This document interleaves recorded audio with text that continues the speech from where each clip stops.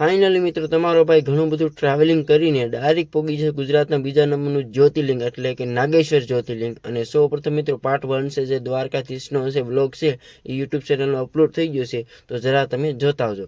તો મિત્રો ફાઇનલી આપણે છે નાગેશ્વર જ્યોતિર્લિંગના દર્શન કરવા, ભોળાનાથના દર્શન કરવા અંદર વિઝિટ થઈ ગયા છે મંદિરમાં એન્ટ્રી।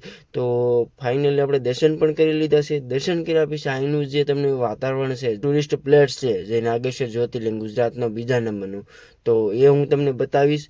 અને સાથે સાથે અહીંનું જે અવલોકન છે, જે મારા પ્રમાણે મારો અનુભવ છે એ હું તમને શેર કરી। મિત્રો ફાઇનલી આપણે મહાદેવના દર્શન કરીને બહાર નીકળી જાય પછી જે નાગેશ્વર જ્યોતિર્લિંગની જે મહાદેવની શિવલિંગ છે, તો અહીંયા ઘણા લોકો ફોટા પાડતા રેડી, તો અમે પણ ફોટા પાડવા આવી ગયા અને સાથે સાથે વિડીયો શૂટિંગ પણ કરવા આવી ગયા। તો થોડા ફોટા પણ પાડી લઈએ અને પછી અમે આગળ વધીએ। દાદો પણ કઈ કામ ના ને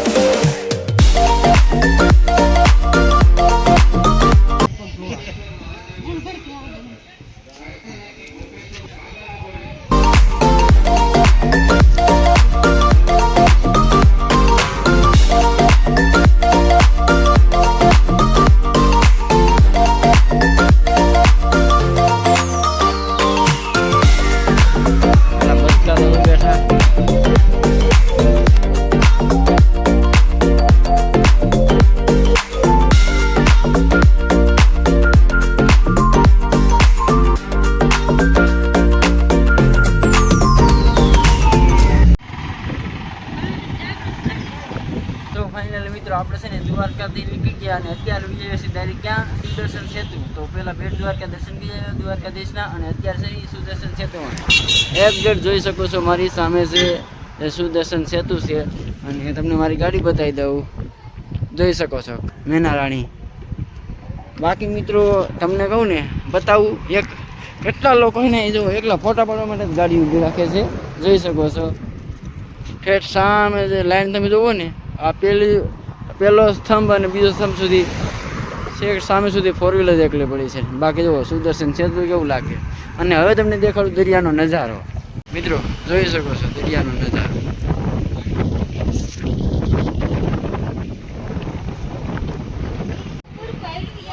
તો સામે જે નગરી દેખાય ને એ છે બેટ દ્વારકા નગરી। સામે આવું છે બેટ દ્વારકાનું મંદિર, જ્યાં કૃષ્ણ ભગવાનનું મંદિર છે। અને એક્ઝેક્ટ જોઈ શકો છો આ બેટ દ્વારકાનો પોર્ટ। અને જો મિત્રો નાવ હાલી જાય, નાવ જો જાય। અને મિત્રો મેં તમને વાત કરી એમ કે સામે ગાડી પડી છે અને સામે સુધી એકદમ લાઈન જ છે, સીધી જોઈ શકો છો।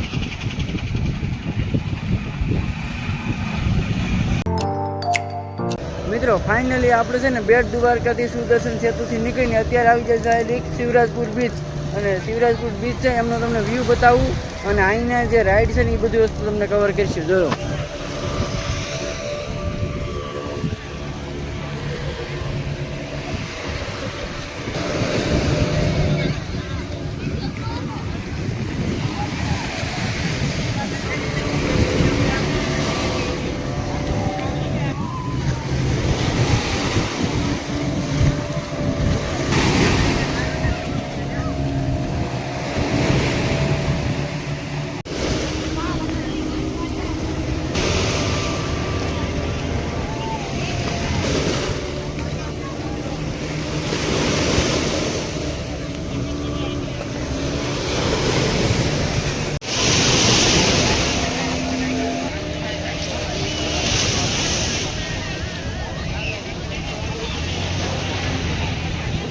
મિત્રો જસ્ટ તમને આ બોટ દેખાય છે ને, આમાંથી તમે કોઈ પણ બુકિંગ કરાવો, જેમ કે આ બોટ છે અથવા સ્પીડ બોટ જે જાય છે એ, અથવા પેરારાઇડિંગ અથવા બ્લૂનવાળી છે, એ રાઇડના અલગ અલગ ભાવ હોય છે રેડી।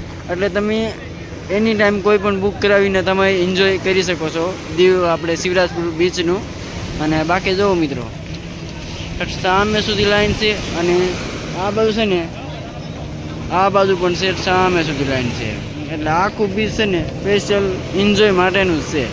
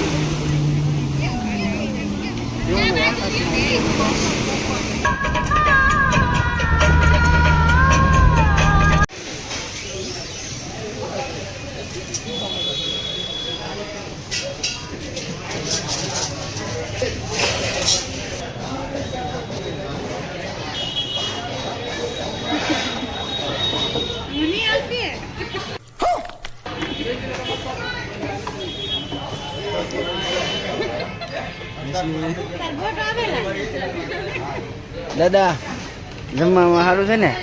જમવામાં સારું છે ને? સિસ્ટમ પાડ દેંગે તો વાંધો નહીં.